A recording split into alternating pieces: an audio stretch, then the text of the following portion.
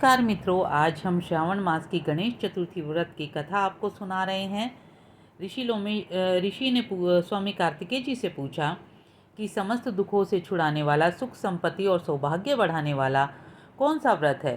स्वामी कार्तिकेय जी ने कहा कि अनंत पुण्य को देने वाला, दुख दरिद्रता को दूर करने वाला, संतान और भाग्य को बढ़ाने वाला श्रावण मास की चतुर्थी का व्रत है।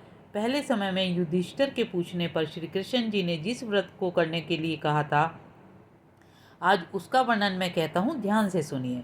पुरातन समय में पार्वती जी ने पति की कामना के लिए तप किया, किंतु शिवजी महाराज उनके तप से प्रसन्न नहीं हुए, कोई भी प्रभाव उन पर नहीं हुआ। तब पार्वती जी ने श्री गणेश जी का ध्यान करके उनसे विनय की कि श्री गणेश जी ने आकर दर्शन दिए और श्री पार्वती जी ने कहा कि मैंने शिवजी महाराज को पति के रूप में प्राप्त करने के लिए भयंकर तपस्या की है, किंतु शिवजी मेरी तपस्या से प्रसन्न नहीं हुए। हे विघ्ननाशक, मुझे कोई ऐसे व्रत का विधान बताइए जिसके करने से श्री शिवजी को मैं पति के रूप में प्राप्त कर सकूं। श्री गणेश जी बोले, हे मातेश्वरी, श्रावण मास की चतुर्थी तिथि के दिन निराहार रहकर मेरा व्रत कीजिए और व्रत करके उदय होते हुए चंद्रमा की पूजा कीजिए। चंद्रमा की पूजा में 15 लड्डू गणेश जी को अर्पित करें, शेष लड्डू में 5 लड्डू दक्षिणा ब्राह्मण को अर्पित करें, 5 लड्डू अर्ध चंद्रमा को अर्पित करें और 5 लड्डू स्वयं खाएं। अधिक खर्च न करने का मौका न हो तो वहीं भोग लगाकर दही के साथ भोजन करें। श्रद्धा भक्ति के साथ प्रार्थना कर गणेश जी का विसर्जन करें। पंडित विद्वान ब्राह्मण को अन्न वस्त्र दक्षिणा आदि देकर अभिवादन कर उन्हें विदा करें। यह व्रत सदा ही अथवा कम से कम 1 वर्ष आपको अवश्य करना चाहिए।